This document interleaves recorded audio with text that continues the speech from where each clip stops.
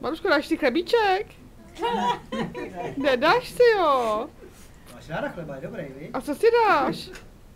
Maruško, co chceš? To. A co to je? Co to je? Maso? Co to má, Maruška? Maso, šupku, vej? Chleba.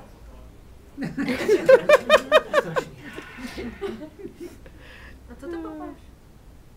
Řekni šunka. Šunka. Šunku, papa. Je dobrá, vej?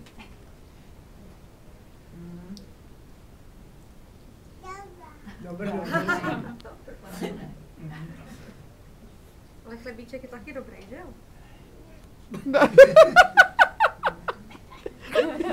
To až maminka papá chlebíček, vej? Já nebudu. Ne.